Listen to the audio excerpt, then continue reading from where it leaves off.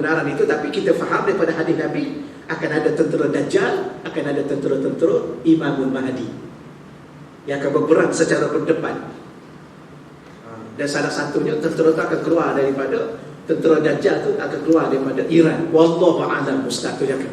Dan ada satu kelompok yang sudah itu. Ya. Apa yang kita nak bagi tahunya bahawa hadis Nabi ini yang Nabi bagi tahu 1400 tahun dahulu, sekarang kita tak nampak. Sebenarnya akan berlaku di akhir zaman nanti peperangan akan adalah golongan yang ketiga ni. Seorang yang masuk dalam sebuah peperangan, kiri kanan dia, kawan dia sudah tak ada, dah meninggal, dah dibunuh dalam peperangan, dah terbunuh dalam peperangan, tinggal dia seorang. Atau dia beberapa orang lagi, dia tetap marah berdepan dengan musuh.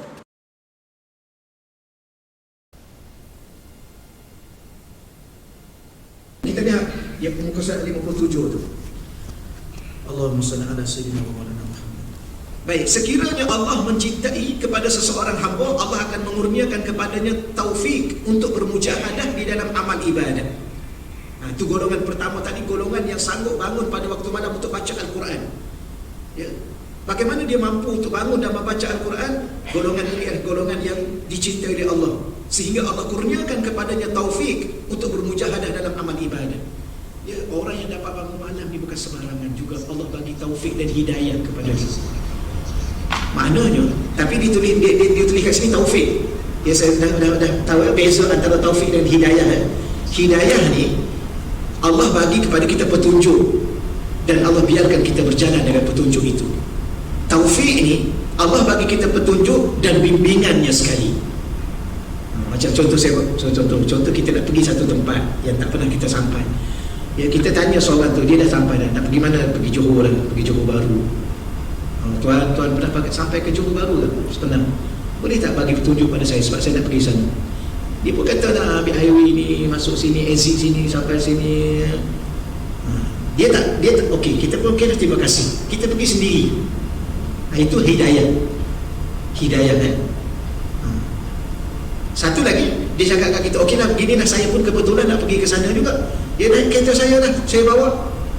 Di sambil-sambil dia bawa kita tu, dia bagi tahu, okey, lain kali kalau nak pergi, ni, ambil highway ni, kemudian keluar sini. Kemudian dia sambil-sambil dia bawa kita. Itu taufik. Jadi Allah Ta'ala ni setelah dia bagi hidayah kepada kita, dia bawa diri kita, dia bimbing kita untuk beribadah kepada dia. Sehingga kan dia mudahkan kita untuk bangun, untuk sedar. Kita ni bukan nak bangun, nak sedar daripada tidur tu pun satu hal juga. Betul? Oh, kalau dah tidur, apa dia jawab dia? Inna lillahi wa inna ilaihi raji'un. Betul? Ada orang tu.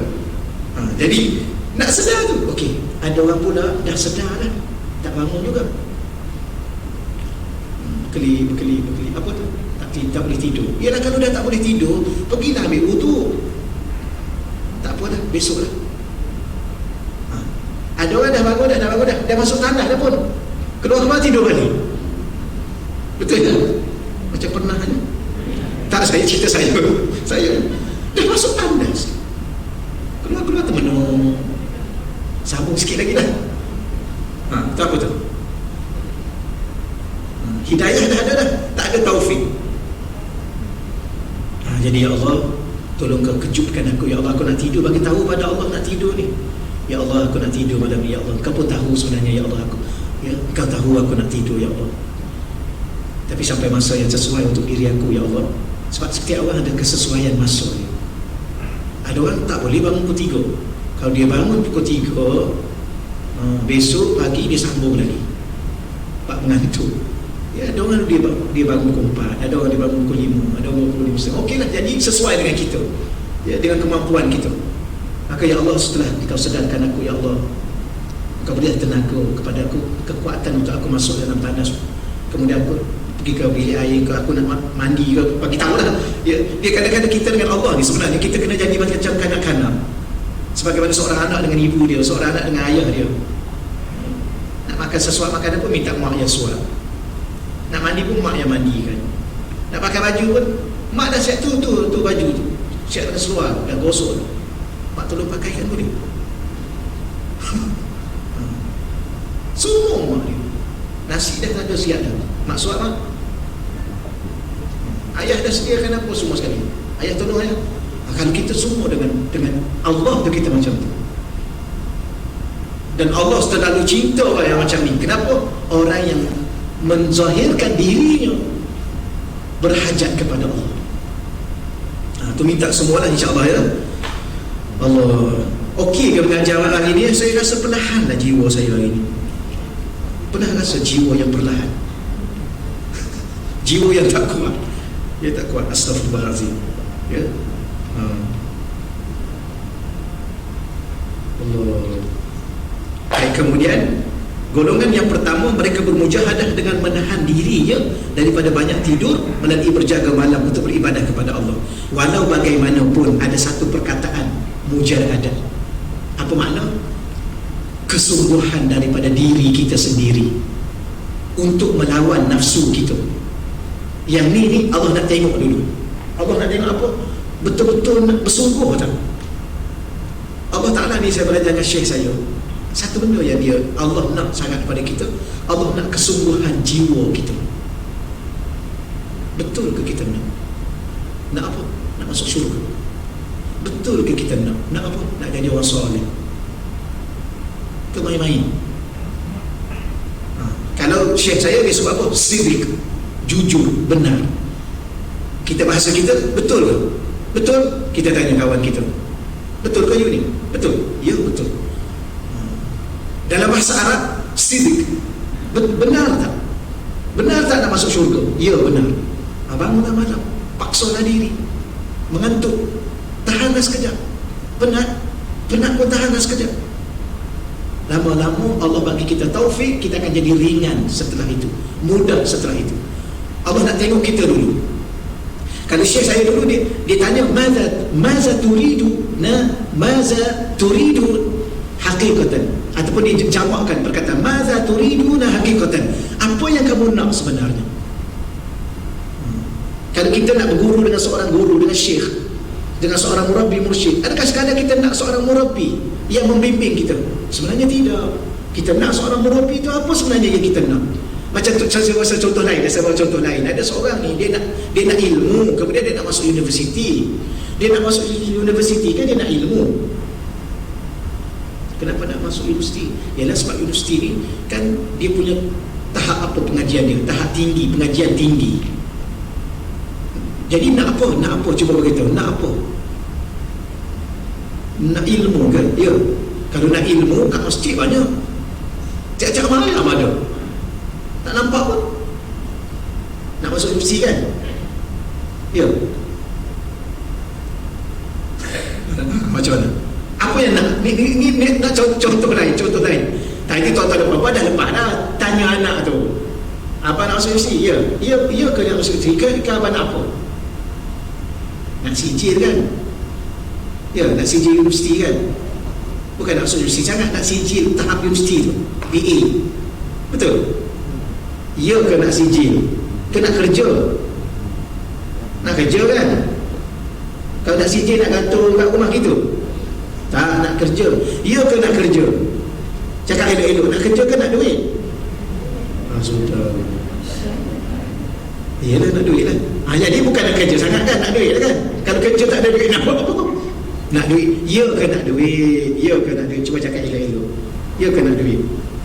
Ke nak beli kereta dengan duit? Ke nak beli rumah? Yelah. Ya ke nak rumah? Tadi nak masuk C, lepas tu nak CJ, lepas tu nak kerja, lepas tu nak duit, lepas tu nak rumah. Ya ke nak rumah? Ke nak apa? Nak apa? Nak apa sebenarnya? Cuba cakap. Cuba jujur. Nak kahwin kan? Wah, apa beli kereta, beli rumah, tengok kereta, tengok rumah hari-hari. Apa nak kahwin? Ya ke nak kahwin? Sudah tanya pula. Ke nak zuriat? Pula dah. Nak apa? Cuba cakap betul-betul. Sebab tu bahasa mudah. Nak apa? Nak redha Allah. Itu paling mudah sekali. Nak masuk si sebab nak redha Allah. Nak disijil pun biar Allah redha. Nak dengan sijil tu nak guna pakai untuk kerja yang Allah redha. Tu satu je jawapan dia. Nak kahwin, nak Allah redha. Nak rumah, nak Allah redha. Akhir sekali nak masuk syurga Allah dengan redha Allah. Itu satu jawapan yang paling mudah. Macam mana nak redha Allah? Jujur, benar. Ya ke nak redha Allah? Tanya lagi sekali. Ya ke nak redha Allah? Kalau benar dan jujur, Allah redha dengan kita.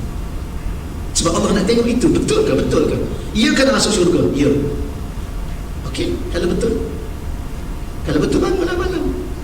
Nak masuk syurga kan? Syurga tu milik Allah. Macam mana caranya? Jadikan kita ni orang yang dicintai oleh Allah. Maka Allah akan bawa kita ke syurga. Macam mana? Bangunlah malam. Kalau betul.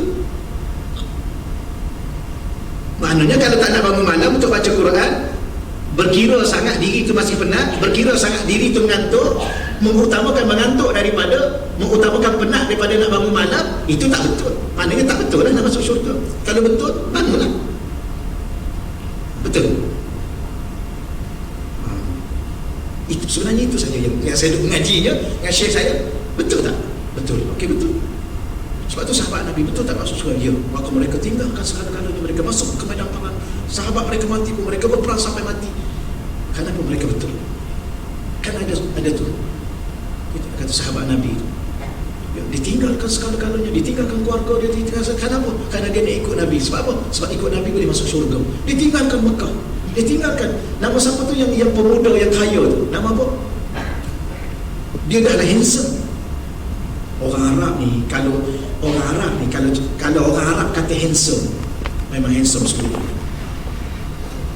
Saya pernah satu kali masa tu tahun 1 di Azhar, tahun 1. Saya tengok ada seorang Arab tu. Subhanallah. Saya tengok, ya Allah, handsome dia ni. Maknanya kalau perempuan tengok tak tahu macam mana. Betul. Saya orang lelaki ni tengok, ya Allah, handsome dia ni. Tengok. Saya tak itu. Kejap-kejap tengok kat dia. Dia sekelah dengan saya. Kejap-kejap. Handsome-nya dia ni. Ngaji-ngaji lagi. Ngaji-ngaji. Handsome-nya dia ni. Jadi, siapa yang pemuda yang handsome tu? Mus'ab kan? Sayyidina Mus'ab bin Umair kan? Dia dah handsome. Dia anak manja. Dia orang kaya. Dia tinggal kekayaan dia pergi ikut Nabi. Satu hari dia masuk. Dia masuk ke majlis Nabi. Baju dia tampung-tampung baju dia. Bertampung-tampung baju dia. Nabi tengok menangis. Bahawa dia sanggup tinggal kekayaan dia. Dia sanggup tinggal segala-galanya. Kenapa?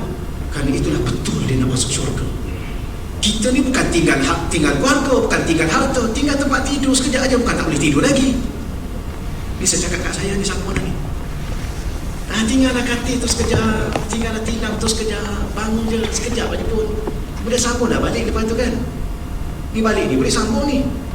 Tak nak sambung. Betul.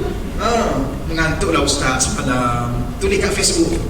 Dia mengantuklah semalam bangun tahajud. Nak sambung tidur. Ni satu hal juga ni.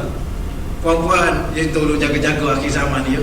Yang pergi umrah, alhamdulillah, tahu lepas solat Tuhan depan Kaabah. Tak payah cakap kat orang.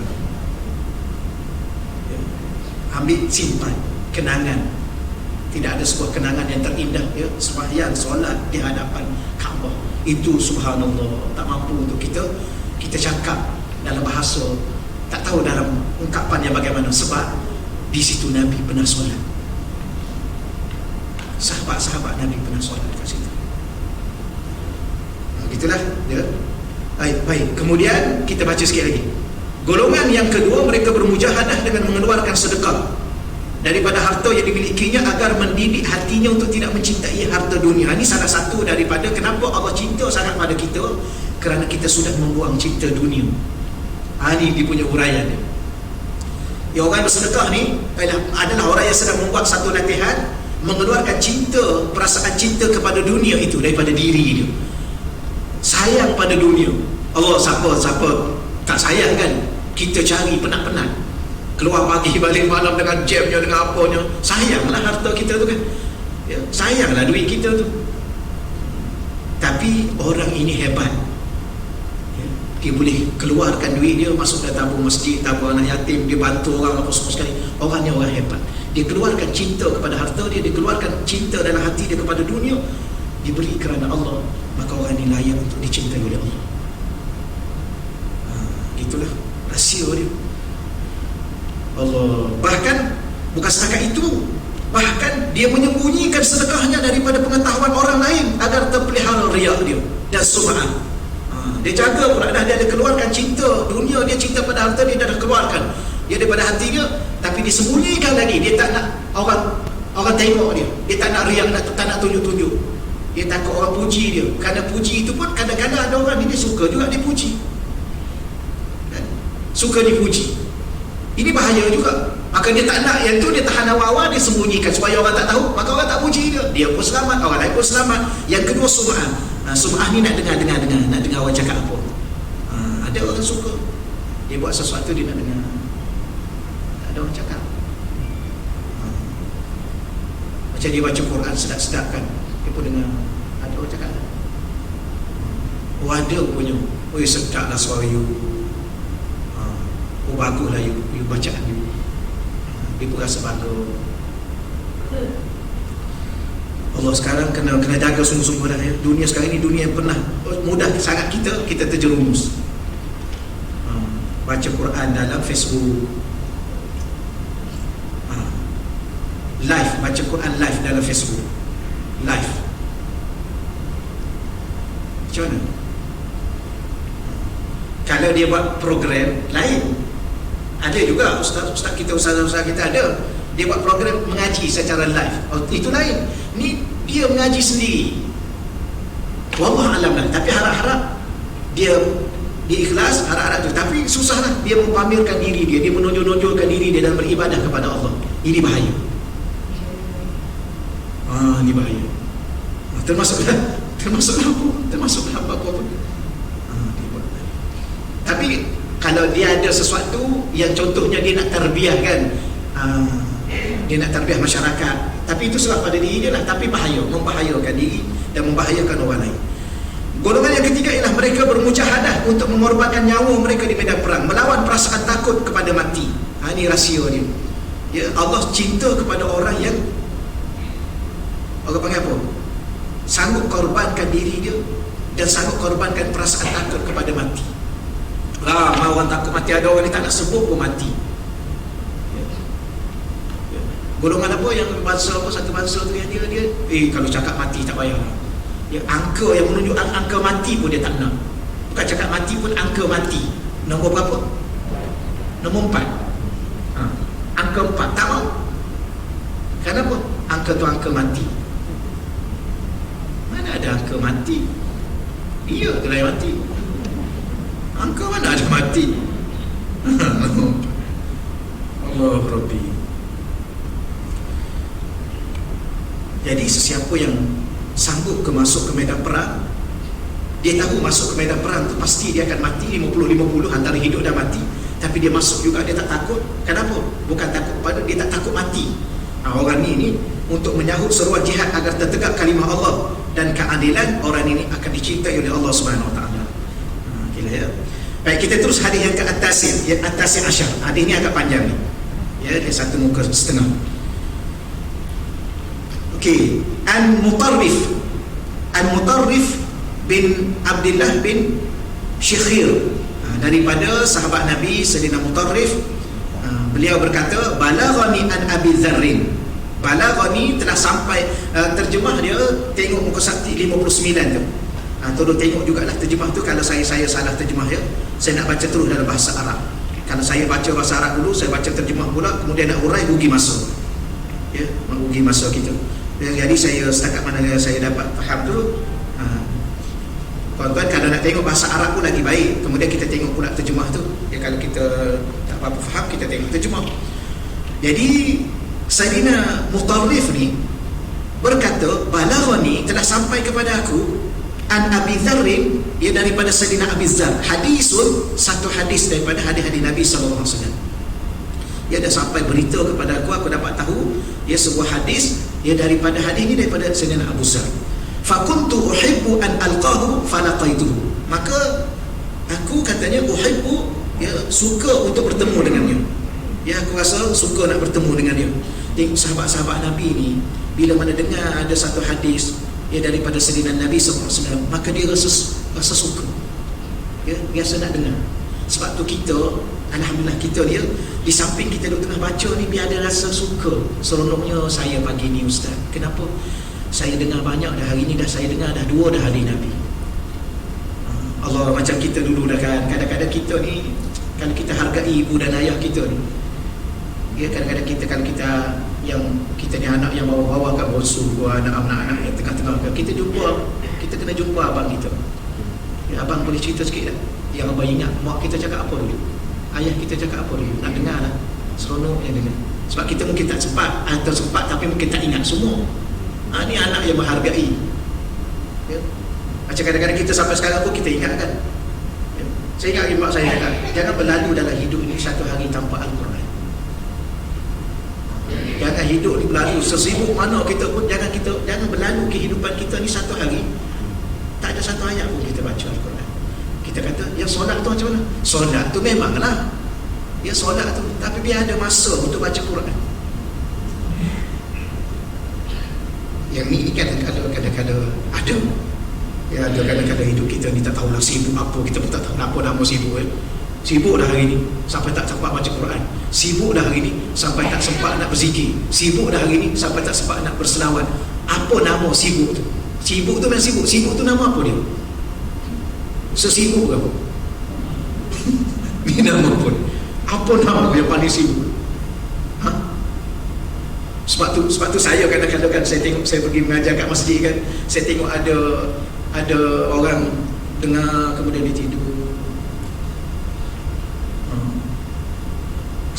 Kita rasa ya Allah bagusnya dia, mesti dia penat, dia kerja, walaupun dah keadaan dia penat, dia kerja, dia balik pun dah agak-agak lewat sampai rumah, tapi bagusnya dia datang juga duduk dalam masjid walaupun dia tidur. Jangan salah faham ni. Jangan salah, betul, maknanya Allah hebat dia orang hebat. Dia penat tu, kalau dia tak penat tak tidur. Penat apa?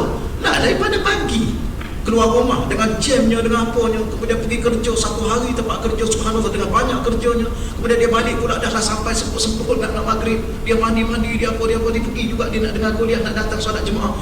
Memang orang ni subhanallah. Dulu saya rasa tak selesa juga, pada orang duk mengajar dia duk tidur pula. Kadang-kadang kita kuatkan suara, tuan-tuan, sengaja. Akhir sekali saya rasa bersalah. Ya Allah, salahnya aku, ya Allah, ampunkanlah aku, ya Allah. Biarkanlah dia, ya Allah, sebab dia nak rehat. Dia akhir-akhir ni rupanya baru kita faham. Akhir-akhir ni bila mana kita berumo ni, kita agak matang sikit lah. Ustaz-ustaz ni rupanya yang muda-muda tu kurang matang. Sudah kena marah dah. Yalah, betul. Kita dulu pun begitu juga. Saya pernah tegur, tapi ada satu kali tu saya tegur kasar sikit lah. Tapi yang tu memang rasa patut jugalah. Ada satu jemaah tu, ya, di masjid Toludo. Ada satu jemaah tu, kita mula mengajar, dia buat kelompok kat belakang, dia mengajar kat belakang. Itu dari sudut adab lah. Saya cakap terang-terang, saya kata tuan-tuan yang belakang tu tolong keluar. Masa tu muda, tapi saya beristighfar, lepas tu saya bertaubat pada Allah, ya Allah, salahnya aku. Biarkanlah dia nak mengajar juga kan. Betul. Cuma sepatutnya saya cakap, tuan-tuan yang belakang tu kalau nak mengajar boleh ambil ruang lain tak? Sepatutnya saya cakap macam tu lah. Tuan ambil ruang belakang sikit. Saya mengajar sini, saya ni pihak masjid yang jemput, jadi duk mengajar. Jadi tuan bukan kata tak boleh, silakanlah mengajar. Sepatutnya saya cakap macam tu. Tapi hari itulah, tapi masa tu muda lah. Jadi kadang-kadang tak matang kita rupanya. Betul ya? Sekarang dah matang. Kau belum lagi. Sekarang dah lupa. Yang nak marah sikit-sikit cakap lembut, cakap bincang lah, sudah. Yang nak berbala, nak bertengkar, nak marah-marah, sudah biar. Tak mau dah. Lepas tu saya dulu ceramah, saya dulu kalau mengajar, saya mengajar kuat, ya, saya kena lebih kuat daripada yang ini. Betul, suara dah lah kuat, suara kuat, yang ni dah kuat dah, kena kuat lagi. Sekarang tak mau dah. Ya, kita cakap biarlah sampai ke hati, kita cakap pun daripada hati kita. Sudahlah cakap daripada akal kita yang rasa cerdik. Tak cerdik mana pun, yang rasa bijak, yang membodohkan orang lain. Yang tak bijak mana juga pun. Yang rasa pandai lebih pada orang lain, tak pandai mana juga pun. Ya, yang rasa saya ni apa ni, saya ni apa ni, saya ni pakar ni, tak pakar pun. Ya, betul. Ada orang lain lagi lebih pakar. Cuma orang pakar ni dia lembut, dia matang, dia relax kan. Orang pandai relax kan. Yang tak pandai, yang pandai sikit-sikit aja ni. Saya minta maaf ni sedikit sikit. Masa okey lagi tak? Pukul berapa sekarang? 9.30. Kita berhenti pukul 10. Saya rasa mamak dah hari ni. Maaf. Saya pernah dulu saya belajar silat. Alhamdulillah dah sampai dah ke tahap jurulatih paling kanan tu. Dulu ada budak ni baru masuk, mungkin dia pernah belajar di luar, dia masuk, ya Allah, dia pukul orang. Kita suruh sparring aja, sparring ni elok-elok dah kawan sendiri juga pun. Jangan pukul-pukul main-main. Dia lepas tu dia ajak saya, dia kata boleh nak main. Sepatutnya dia pergilah ajak orang lain yang bawah-bawah ni kan. Dia tak kenal ke siapa kita ni. Kita ni jurulatih kanan, dia ajak kita main. Bukan sparring biasa, main betul-betul. Dia nak sudah kata. Ini orang yang baru pandai. Saya pun main dengan dia. Ni contoh ni. Saya pun betul kan ni nak ajak saya. Yalah betul lah, tak ada orang lain lah. Lepas tu ni biasa-biasa lah. Tak main suruh-suruh. Sudah dia ni. Saya pun tengok, okey main lah. Saya main 1 minit lah, 1 minit. Oh, pam, saya bagi jatuh pensan.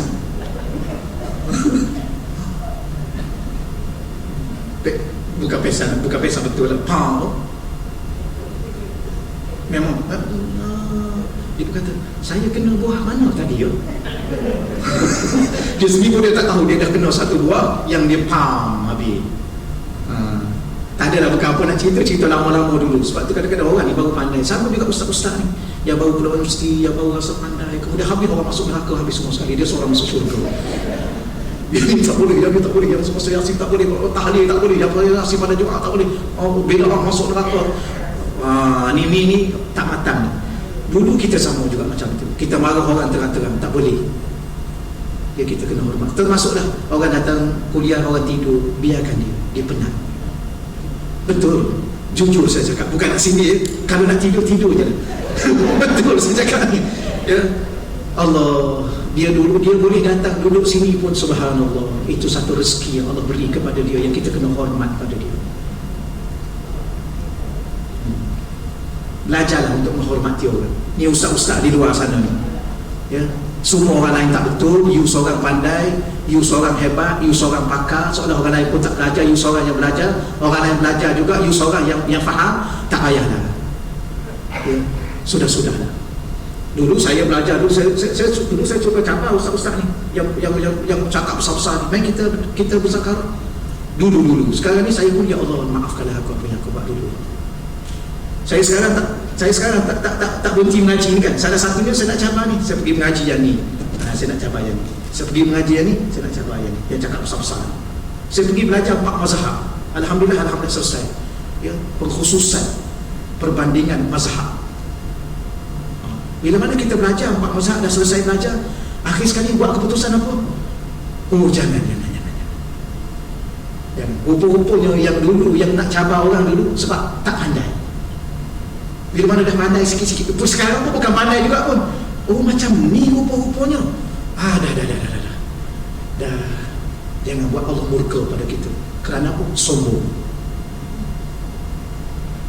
Berlagak mulia, berlagak soleh. Tak payah. Tak payah. Tengok orang hina, tengok orang tak pandai, tak payahlah. Yang sepatut kita tengok, kita yang paling bodoh. Yang sepatut kita tengok, kita yang paling buruk perangai. Yang sepatut kita tengok, kita yang paling kurang. Kenapa kita sedekah? Kita kena sembunyikan? Kerana buat malu aja. Orang lain lagi banyak nak sedekah. Kita sedekah nak tunjuk kat orang, banyak ke kita sedekah? Tak banyak pun. Habis nak tunjuk kat orang, tak payah nak buat malu je. Kalau yang sedekah banyak-banyak tu tunjuk, baru dah okey juga. Ni bukan banyak pun.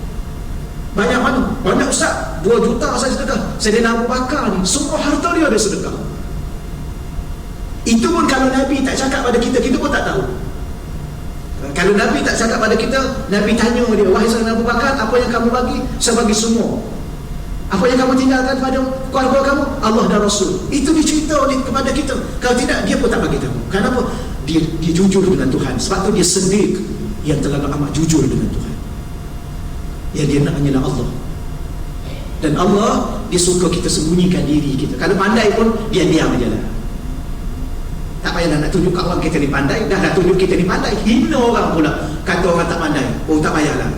Ya, sebab tu minta maaf lah saya. Kalau ada ustaz-ustaz, ada, tak kira lah pangkat dia apa, PE ke master ke PhD ke apa, kalau dia berlagak pandai orang ni, tak payahlah mengaji. Sebab dia belum matang. Saya pun kalau saya berperangai buruk pun tak payah ngaji lah. Belum matang. Ustaz apa tak matang? Tapi dah muda sikit lagi. Nampak macam mana? Kurang matang sikit kan? Tapi ya Allah, kalau boleh kita minta, ya Allah tolong aku sampai satu masa, ya Allah, dengan tambah-tambah tuan-tuan ni kan, yang umur 60 ni kan, lagilah kena matang. Apa makna matang? Minta maaf ni saya cakap ni, minta maaf tuan-tuan jangan terasa. Matang ni ialah rasa diri hanya dengan Allah. Bukan matang berfikir sudah tentu. Saya yakin tuan-tuan puan yang ada depan saya jauh lebih matang nak bandingkan saya, pengalaman jauh lebih banyak. Tapi hidup ni bila mana orang tu dia nak Allah, dia jujur dengan Allah, ni orang paling matang. Walaupun dia umur 10 tahun, dia umur muda-muda, dia tak nak masyhur, dia tak nak condemn orang lebih-lebih. Kerana apa? Kenapa kita nak hina orang? Sebab kita pun hina. Kenapa kita nak kata orang tak pandai? Sebab kita pun jauh lebih tak pandai. Kenapa kita nak rasa mulia padahal dosa kita jauh lebih banyak daripada orang? Kenapa? Sebab tu kita duduk dengan golongan-golongan ahli sufi ni kan. Dia tapi orang ni bantai ahli sufi.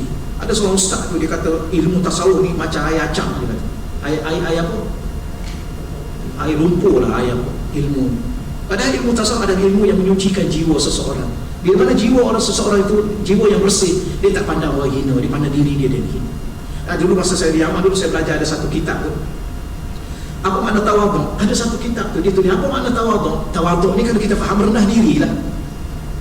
Jangan rasa bangga diri, jangan rasa hebat diri. Tapi dia kata apa? Kamu tidak akan mencapai betul-betul tawaduk selagi mana kalau kamu keluar daripada rumah kamu rasa kamu manusia paling hina.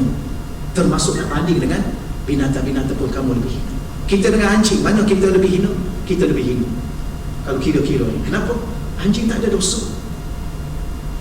Dan tak ada anjing pun yang masuk neraka. Anjing masuk syurga ada. Anjing yang masuk syurga ada. Anjing masuk neraka tak ada. Kita tak tahu lagi syurga atau neraka. Ada tak manusia masuk neraka? Ada. Ada tak anjing masuk neraka? Tak ada. Tapi manusia masuk neraka ada? Ada. Ini tahap yang tinggi lah kan. Bukan kita menghinakan diri kita yang telah dimuliakan oleh Allah, tidak. Tapi merasai diri sendiri supaya tidak menghina orang lepas pada tu, tidak merendah-rendahkan orang, tidak pandang orang sebelah mata. Sebab tu Allah bagi kita 2 belah mata. Jangan pandang orang sebelah mata. Tapi Allah bagi kita 2 mata, sebab satu mata pandang dunia, satu mata pandang akhirat. Allah bagi kita 2 telinga, satu telinga dengar benda-benda dunia, satu telinga benda-benda akhirat, satu telinga dengar cakap orang, satu telinga dengar cakap Tuhan. Allah bagi kita 2 kaki, satu langkah di dunia, satu kena melangkah ke akhirat. Kalau kita tahu bahawa hidup ni ada akhirat, ada syurga dan neraka, kenapa kita nak pandang orang hina? Kerana kita juga belum tentu syurga. Kenapa kita sanggup orang ni dalam neraka, orang ni sesat, orang ni masuk neraka, orang ni masuk neraka? Ya kita sendiri pun masuk neraka, kan masuk syurga belum tentu juga. Ni tajuk apa ni? Dia sebenarnya nak ceramah ni mudah aja, nak baca kitab tu susah sikit. Kita baca kitab pula. Yang tadi ceramah. Okey, insya-Allah. Allahumma salli ala sayyidina Muhammad. Tuan-tuan dan puan-puan, maafkanlah dia kalau saya buat sesuatu, bercakap sesuatu.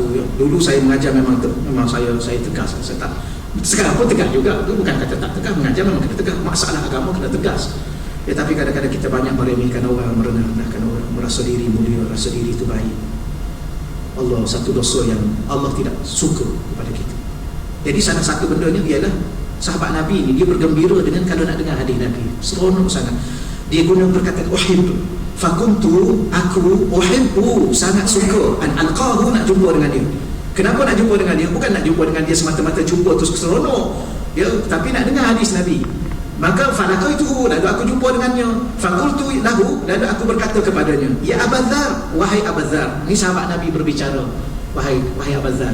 Kita pun kalau jumpa kawan macam ni lah, wahai kawan, wahai teman, wahai sahabat, sihat tak?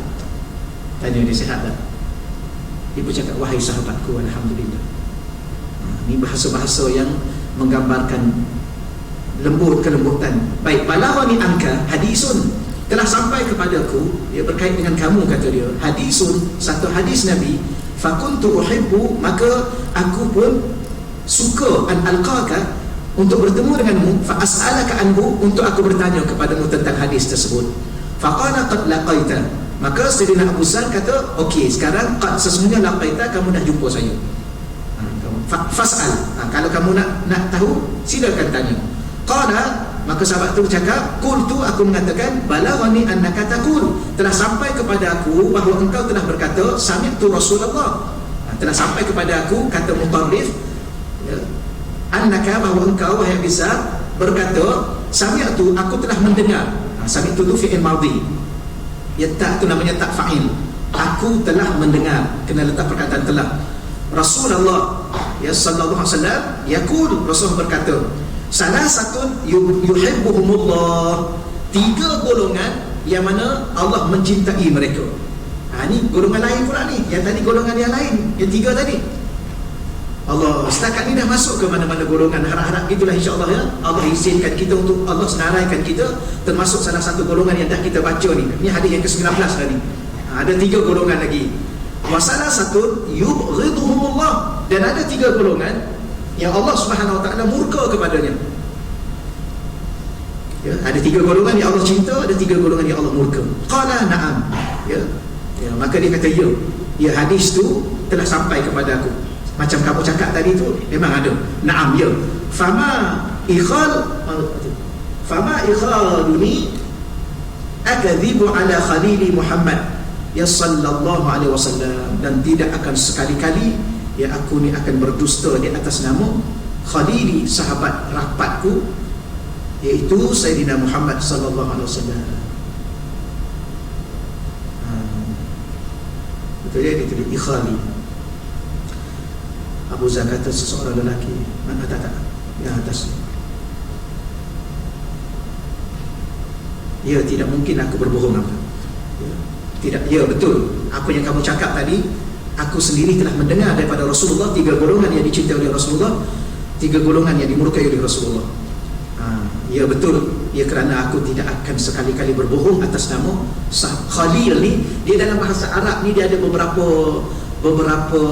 istilah sahabat, kawan. Ada zamilun, zamil, ada sadiqun, ada khalilun, ada sahib. Jadi kawan yang paling tinggi dia punya kedudukannya ialah sahabat. Kerana sahabat ni ialah dia tidak akan berpisah, ya, dalam dunia dan akhirat ni. Zamil ni kawan-kawan sekolah tu biasanya zamil lah. Khalil, Khalil ni ada juga kelebihan dia bagi kawan yang dalam banyak-banyak kawan, dia paling rapat. Macam Nabi Ibrahim. Nabi Ibrahim dalam banyak-banyak Nabi, berapa ada Nabi? 124,000 Nabi. Rasul ada 313. Ada ulama kata 314. Ada pandangan, ada 313. Jumhur kata 313. Seorang yang menjadi Khalilullah, Nabi Ibrahim. Ada ramai-ramai kawan, ini yang paling, kita nak kata kawan paling rapat lah, Khalil. Nabi kita Muhammad pun Khalil, tapi Nabi kita Muhammad ni lebih tinggi daripada Khalil, iaitu Habib. Habib, kekasih. Ya, jadi ada Zamil, ada Sadiq, ada ni Khalil, ada Sahib, ada Habib.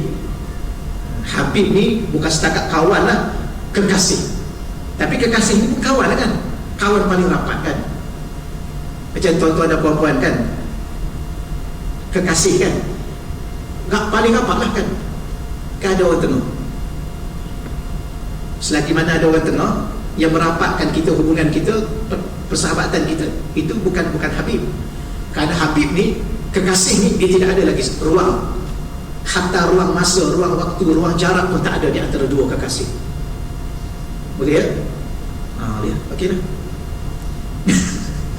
Saya cakap boleh, saya cakap okey. Sebab tunggu jawapan lambat.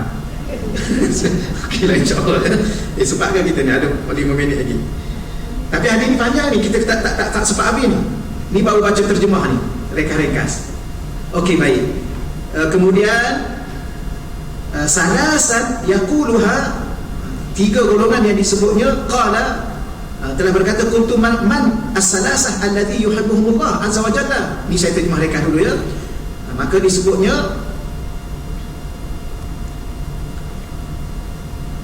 apakah 3 golongan? Maka ditanya lagi sekali soalan dia, man, siapakah as-salasah, 3 golongan, alladhi, orang-orang yang yuhibbuhumullah azza wa jalla, yang Allah cinta tu, yang 3 orang tu.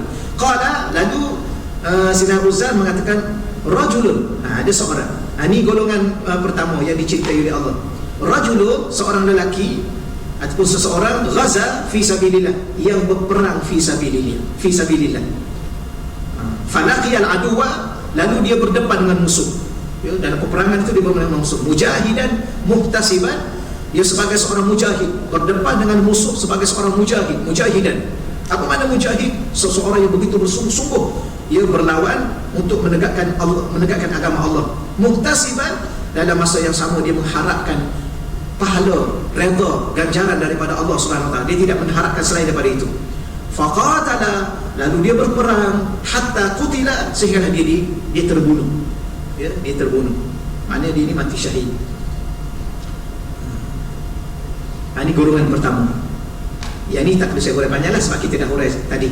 Ya, kerana situasi apa yang ada sekarang ni, ya kita mungkin tidak susah sikit untuk kita berada di sini untuk berperang. Cuma walau bagaimanapun kita kena letakkan diri kita sentiasa dalam bermujahadah fi sabilillah. Apa makna bermujahadah? Bersungguh-sungguh di atas jalan Allah, berjuang di atas jalan Allah. Mana jalan Allah? Salah satunya ni lah, menuntut ilmu ni. Sebab Nabi dalam satu sabda mengatakan, man kharaja fi talabil ilmi, siapa yang keluar daripada rumah dia tadi dengan tujuan nak menuntut ilmu, fahuwa fi sabilillah, dia sekarang ni dalam berjuang di jalan Allah. Hatta yarji'a, sehinggalah dia balik rumah, sampai kat rumah dah habis dah tempoh perjuangan itu. Ni sedang berjuang ni. Waliyazubillah, minta jauh sangat-sangat, minta Allah lindung. Kalau, tapi tak boleh cakap kalau ni. Contoh, keluar daripada masjid, tak sampai ke rumah lagi, sampai satu perjalanan, contoh waliyazubillah ya. Kadang-kadang contoh-contoh begini tak sesuai juga nak cakap. Ya, aksiden di tengah jalan, meninggal dunia, meninggal fi sabilillah. Allah cinta kepada dia. Sekarang ni pun Allah sedang mencintai.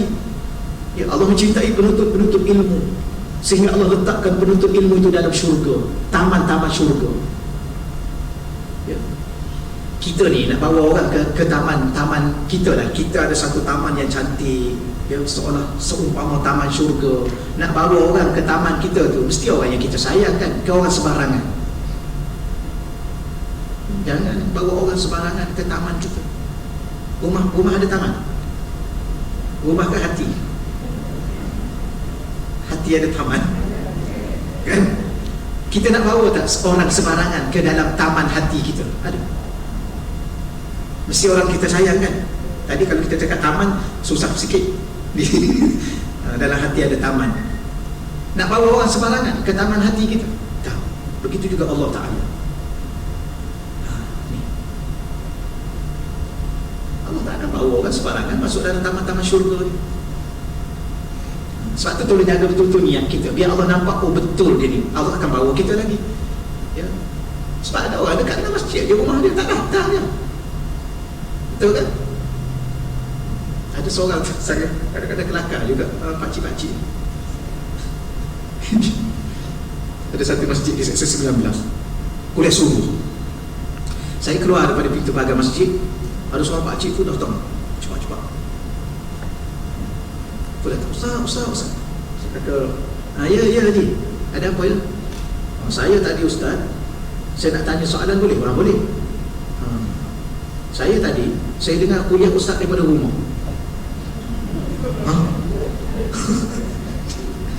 Boleh saya tanya soalan? Sebab saya tak datang tadi, saya dengar daripada rumah lah, saya tak datang, dia cakap. Tapi saya dengar, baguslah jugalah daripada rumah. Boleh tak saya nak tanya soalan? Sebab saya tak datang, dia cakap. Saya ketahu, boleh lah. Sepatutnya saya bergurau, saya tak pandai nak bergurau. Sepatutnya serba juga, yang tak datang kuliah saya tak boleh tanya. Cakap macam tu. Dalam nak cakapnya ada orang ni, wallahualam lah, maknanya saya tengok lancur jadi berjalan, maknanya dia sihat lah, dia sihat. Saya pun tak tanya lah, saya pun tak nak, sebab saya kira saya nak jadi orang baik kan, saya tak tanya lah, boleh berjalan dengan elok, kau tak datang, saya tak cakap macam tu. Sebab saya dah sabar. Saya minta dengan Allah supaya saya sabar, bahasa saya tu bahasa yang bagus, bahasa yang lembut. Dia tak mahu dah melukakan hati orang kan, tak baik. Ya, saya tak. Saya dengar daripada rumah, Ustaz, saya nak tanya soalan boleh ke ni? Tapi saya tak datang, dia kata. Saya kata boleh. Dia pun tanyalah satu soalan.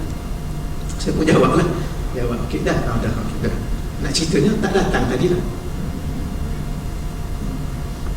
Jadi ada orang sihat, rumahnya dekat masjid, sebab tu dia boleh dengar, dia tak datang. Kenapa? Okey, solat, maknanya tak datang lah. Tak datang lah. Kalau dah datang solat, kenapa balik dengar kat rumah? Tapi kita kena husnuzan. Yang ni lah, kalau kita tak payahlah kita tanya kenapa tak datang, sihat pun tak datang juga, rumah dah dekat, itu maknanya kita sangka buruk. Mungkin dia sedar, dia lewat, tersedar lewat kan. Dia tersedar pukul 6.45, solat kat rumah lah. Pak orang dah mula kuliah, kemudian nak pergi pun dah mula kuliah.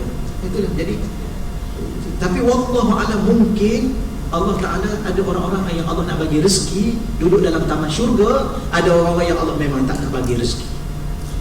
Maka yang kita yang Allah bagi rezeki, yang orang yang Allah tak bagi tu jangan cakap kita buruk lah dia, tak. Mungkin Allah bagi rezeki lain. Jadi yang kita datang ni, alhamdulillah. Okey, insya-Allah ya. Jadi saya baca yang terakhir masa kita pun okey dah. Yang terakhir, wa antum, yang terakhir tu dalam perenggan tu lah, perenggan iaitu Allah sebut wa antum, dan kamu katanya tajiduna, mendapati, kamu juga boleh dapati fi kitabillah, ayat dalam kitab Allah di mana Allah Taala ya azza wa jalla berfirman, innallaha, sesungguhnya Allah yuhibbu, mencintai, allazina, orang-orang yang yuqatiluna fi sabilihi saffa, yang berperang, bermujahadah di jalan Allah, ya saffa. Jadi ayat ni terang-terang Allah sebut dalam Al-Quran sendiri yang mengatakan bahawa Allah mencintai orang yang berjihad di jalan Allah, berjuang di jalan Allah. Jadi saya beritahu tadi bahawa kita nak berperang di jalan Allah dalam peperangan yang Nabi tunjuk contoh, peperangan Badar, peperangan Uhud. Mungkin pada zaman kita, mungkin kita sempat atau tidak, ya, tapi kita kena berjuang untuk yang ni. Macam nak bangun malam tu pun kena berjuang tu. Mujahadah bahasa Arab ni. Tapi saya ingat lagi, saya tutup saya ingat lagi guru saya kata, sebenarnya dalam hidup ni kita saja tak perasan, sebenarnya dalam hidup ni semua berjuang. Apa makna bersungguh? Nak makan pun bersungguh, betul ke? Saya ni sambil-sambil je makan ni, ya ke sambil-sambil makan? Ya ke? Nak makan tu nak kena pergi pasar. Sebelum nak pergi pasar nak kena ada duit. Sebelum ada duit nak kena kerja. Maka kerja dulu, ada duit, pergi ke pasar, beli bahan-bahan tu, bawa balik, memasak pula. Masak pula mesti tengok resipi kan, tapi ikut suka campak. Ikut suka rasa nak campak garam, tiga sudu rezeki campak ni. Kena belajar memasak. Bersungguh tak? Ui, subhanallah, bersungguh. Sampai pergi ke pasar, makan apa yang ada, tak boleh. Nak tidur, bersungguh kan? Kena ada bilik tidur. Tak payah bilik tidur lah, tidur je dah mana-mana pun. Tak boleh, nak kena ada bilik. Bersungguhnya. Dia hias pula bilik tidur dia. Dia beli katil pula bukan katil biasa. Dia beli tilam lagi. Dah ada katil, tidur je atas katil tu. Tak boleh, nak kena ada tilam. Nak tilam pula, nak kena ada atas tilam tu apa dipanggil? Cadar. Cadar pula nak kena sama warna dengan bantal kan. Oh, main-main dia tidur. Bersungguhnya dia nak tidur. Oh, kalau nak tidur bersungguh, tidurlah paling bersungguh. Berapa? 6 jam. Saya tidur biasa je Ustaz, tidur. Ya ke biasa? 6 jam biasa. Oh, kalau tidur bersungguh, belajar tak bersungguh. Kalau tidur bersungguh, baca Quran tak bersungguh.